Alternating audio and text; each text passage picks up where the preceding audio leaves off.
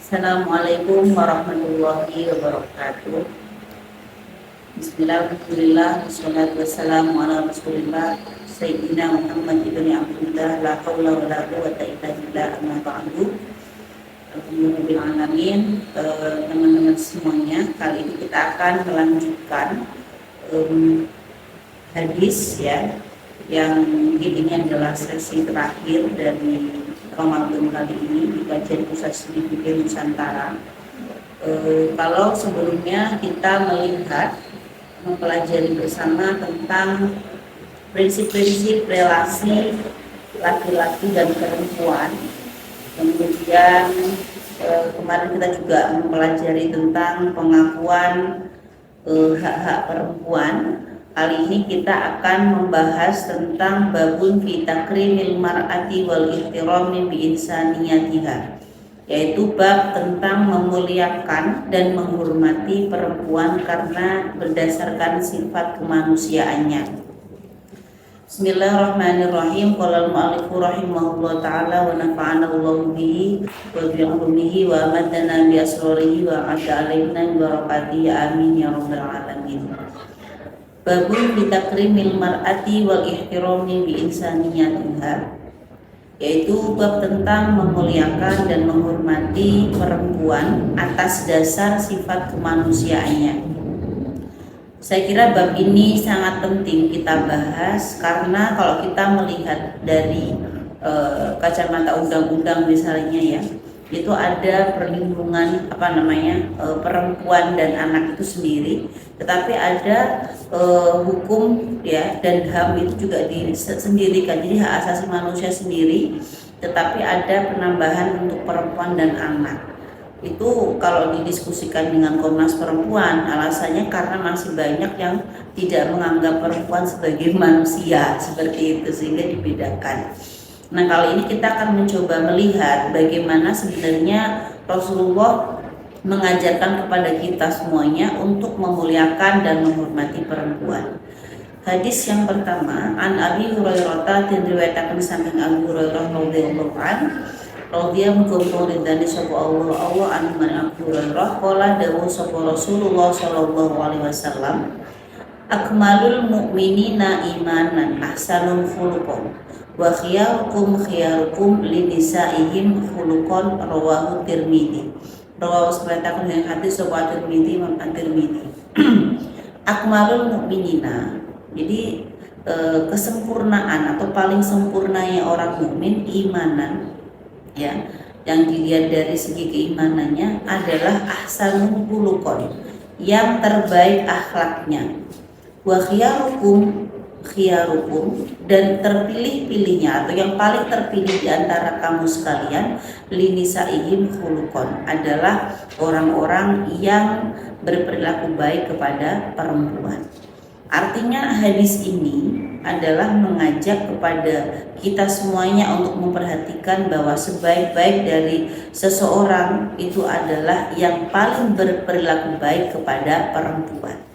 Kebalikannya berarti sejelek-jeleknya seseorang adalah yang memperlakukan buruk kepada perempuan, seperti itu.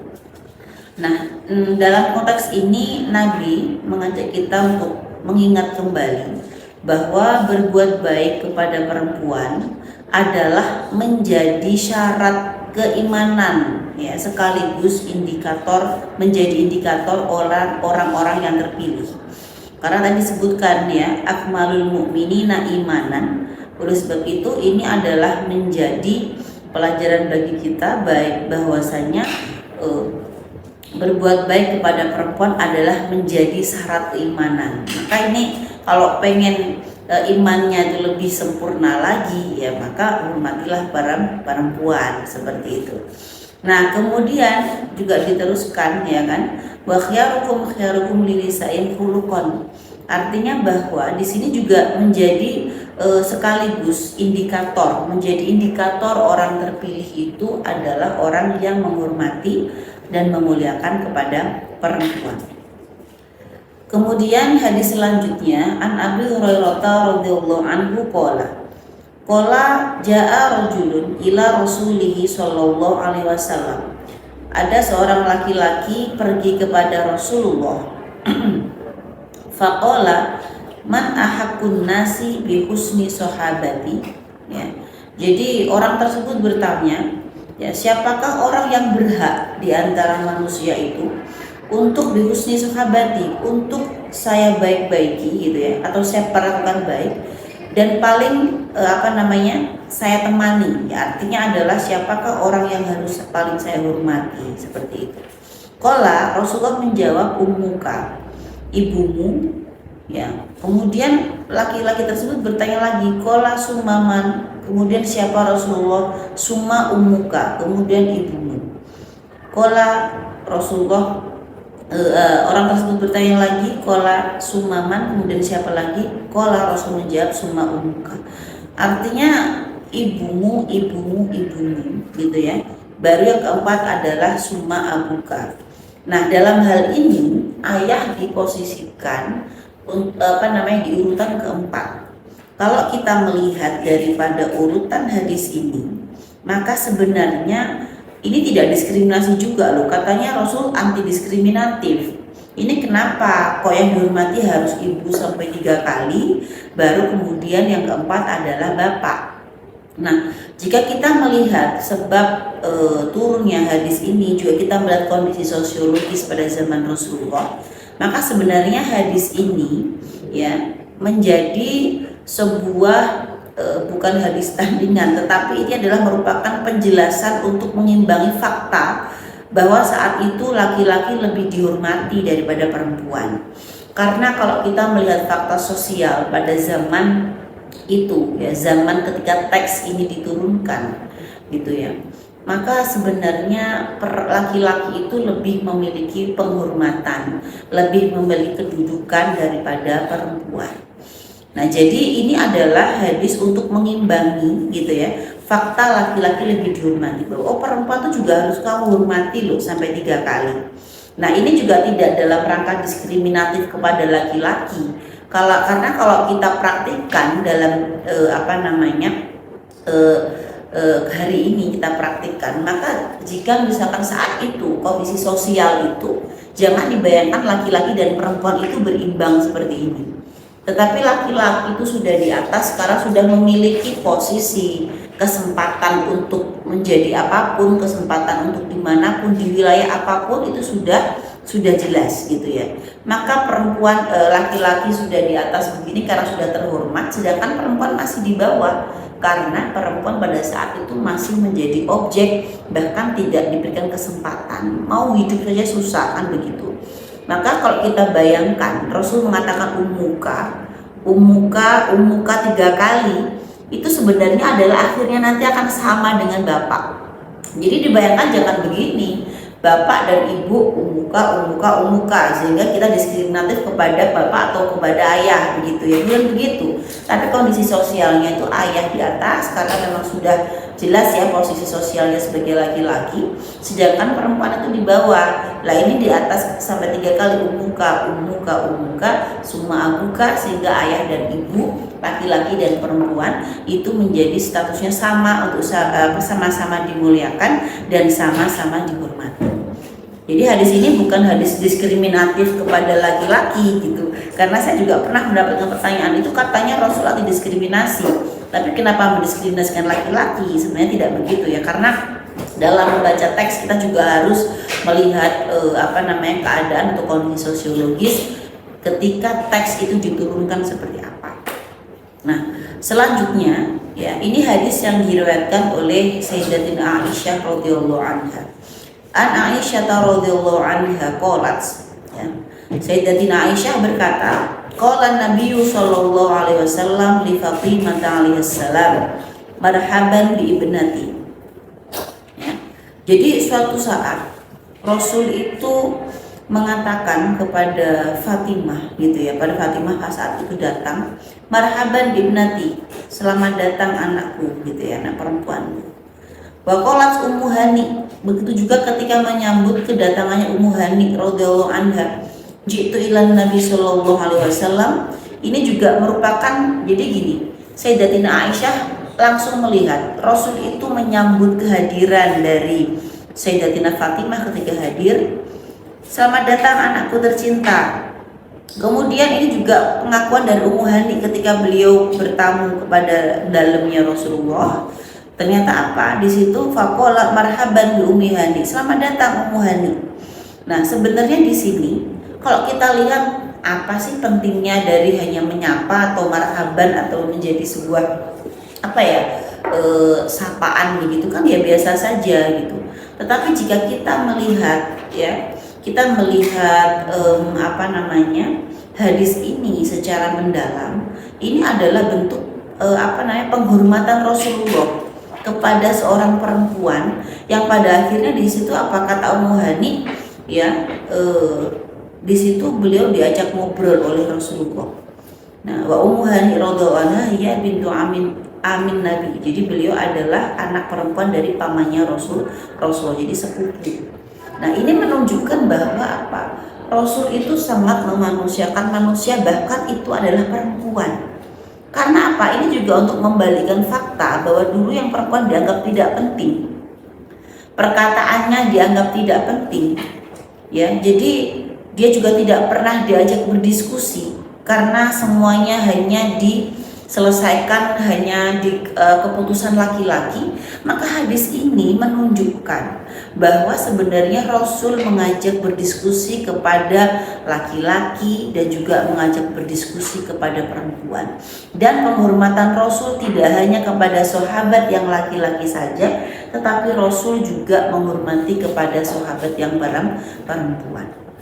Ini sepertinya memang sangat sederhana, tetapi sebenarnya memberikan pelajaran kepada kita semua bahwa penghormatan itu harus kita berikan kepada orang lain, ya, tidak hanya laki-laki tapi juga kepada perempuan.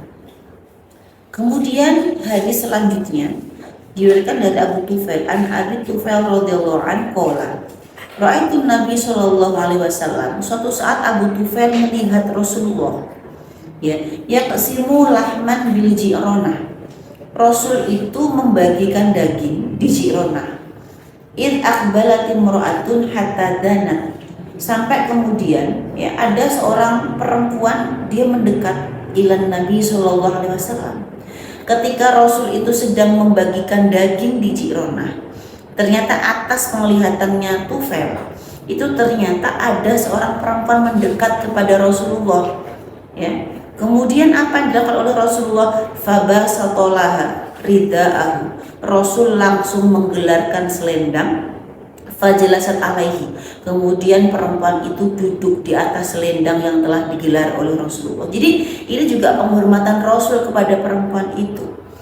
Fakultu, tapi kemudian Abu Tufail juga penasaran. Siapa sih orang yang dapat penghormatan sampai Rasul itu gelar karpet gitu ya, bahasanya sekarang kan gelar karpet, gelar selendang atau rida seperti itu, sampai saking apa Rasul itu menghormati kepada perempuan itu.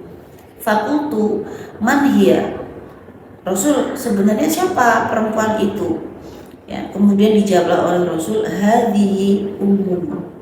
Oh, ini pertama ditanyakan kepada para sahabat yang lainnya. Faqalu gitu ya. Sahabat yang lain menjawab, hadhihi ummu allati antu'athu.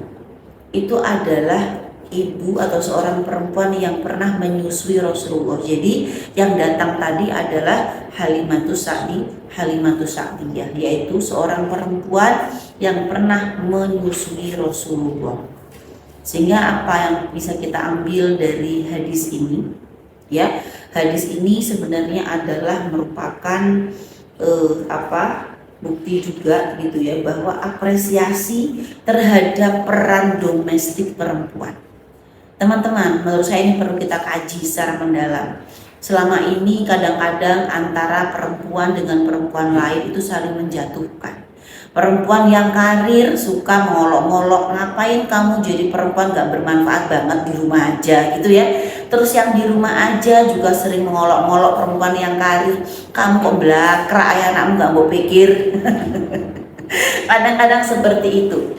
Tetapi ternyata kalau kita mempelajari hadis Rasulullah ini, Rasul sangat mengapresiasi pekerjaan-pekerjaan domestik.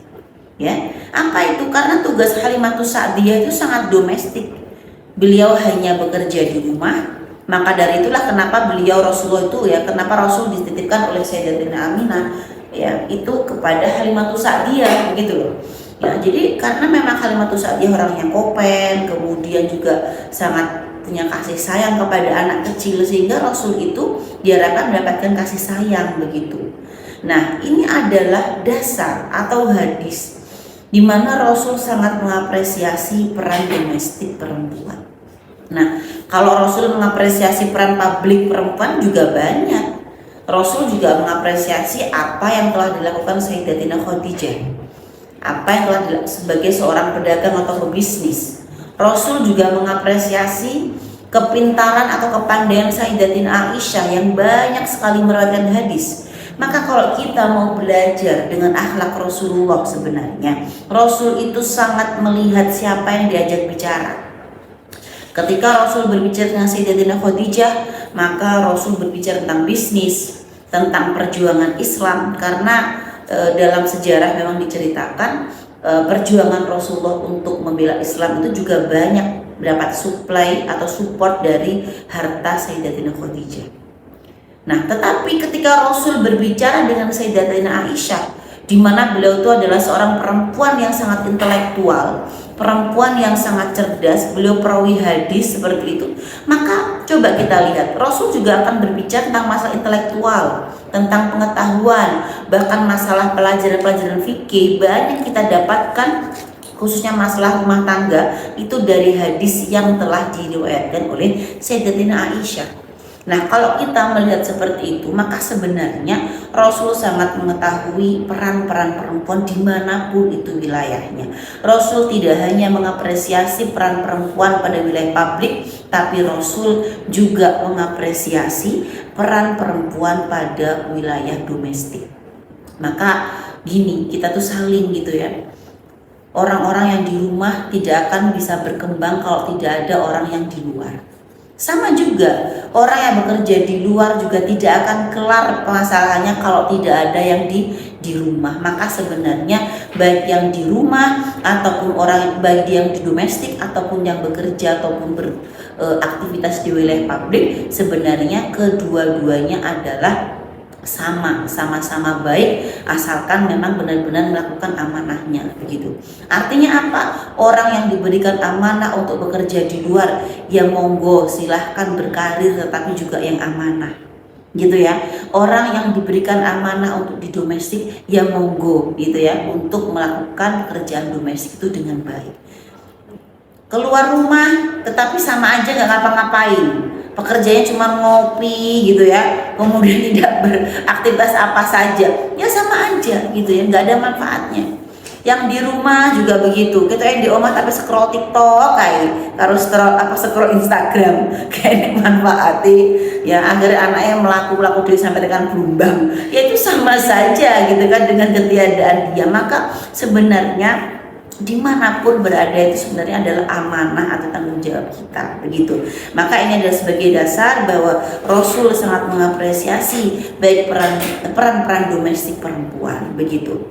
Dan yang terakhir akan saya bacakan satu hadis lagi, an Anas radhiyallahu an qala, ya sahabat Anas yang berkata bahwa beliau melihat ro'an Nabi sallallahu alaihi wasallam an-nisaa wasibyan. Jadi suatu saat itu Rasul itu yang melihat ada seorang perempuan dan anak-anak mukbilina, ya dimana mereka itu ternyata datang gitu, mendekat ya.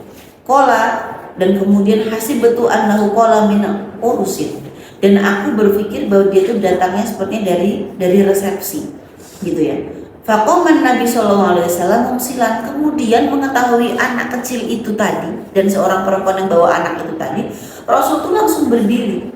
Kemudian apa? Faqala, ya mumsilan itu ya berdiri menyamai mereka, akhirnya menyambut seperti itu ya. Akhirnya Rasul mengatakan di situ, Allahumma antum min ahabin nas ilayya. Rasul langsung berdoa, ya Allah, kamu adalah orang yang paling saya cintai. Qala salah samiron, beliau mengatakan kepada perempuan anak-anak itu adalah 3 kali. Ini apa maksudnya mumsilan di sini? Aiqama muntasiban ihtiroman. Rasul itu berdiri dengan sejajar dengan orang tadi, ihtiroman, untuk memberikan penghormatan.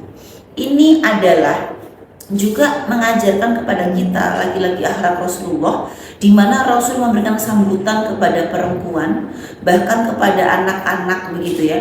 Dan dalam riwayat yang lain kita sering mendengarkan Rasul itu tidak segan mengajak cucunya, baik laki-laki ataupun yang anaknya yang perempuan gitu ya. Ini adalah untuk menghilangkan stigma bahwa yang pertama perempuan sumber fitnah.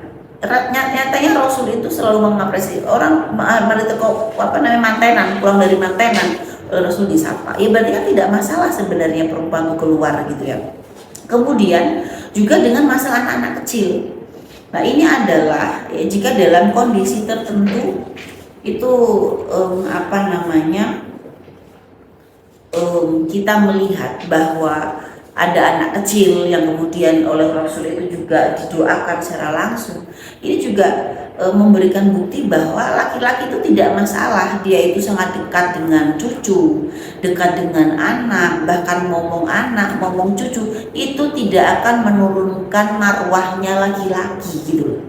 Rasul saja juga menggendong putu, beliau juga biasa saja menggendongnya cucunya yang anaknya yang perempuan begitu ya. Itu juga dalam rangka untuk memberikan contoh kepada kita bagaimana akhlak-akhlak Rasulullah. Jadi di dalam hadis-hadis yang telah kita baca tadi, semuanya yang telah kita baca tadi adalah sebenarnya memberikan apresiasi kepada perempuan untuk dimuliakan dan juga dihormati. Sama juga bagaimana menghormati dan juga memuliakan laki-laki. Nah, jadi dalam hadis tadi juga kita bisa mempelajari bahwa jika dalam kondisi tertentu perempuan harus bekerja dan berkiprah di publik, dan pada saat misalkan dalam keadaan menyusui gitu ya, maka lingkungan juga harus mendukung agar bisa bekerja dengan nyaman. Itu saya ambil pengertian ini misalkan dalam hadis tadi ketika Halimatu Sa'diyah datang gitu. Jadi beliau itu juga bekerja gitu ya. Ke pasar, tapi juga dalam kondisi lain beliau juga harus menyusui. Itu kan juga pekerjaan domestik. Maka orang-orang atau perempuan-perempuan ini yang juga berkiprah untuk menambah kegiatannya di rumah, itu juga harus mendapatkan kondisi ruang-ruang yang nyaman gitu loh. Jadi jangan kemudian sudah ada perempuan membantu untuk mengerjakan pekerjaan domestik gitu ya, terus marusi di Senin ini mau mbah gak resik, mau mbah kurang sip gitu ya, masakan kok kasinan misalkan, itu berarti adalah tidak mencerminkan ruang-ruang yang nyaman bagi perempuan seperti itu. Baik, ini tadi adalah hadis-hadis ya yang menjelaskan tentang bagaimana memuliakan dan menghormati perempuan, juga sama halnya dengan bagaimana menghormati dan memuliakan laki-laki. Untuk hari ini cukup sekian. Apabila ada kesalahan saya mohon maaf. Wallahu muwaffiq ila aqwamit thoriq. Wallahu yarhamuna birahmatika ma fid dunya wal akhirah. Wassalamualaikum warahmatullahi wabarakatuh.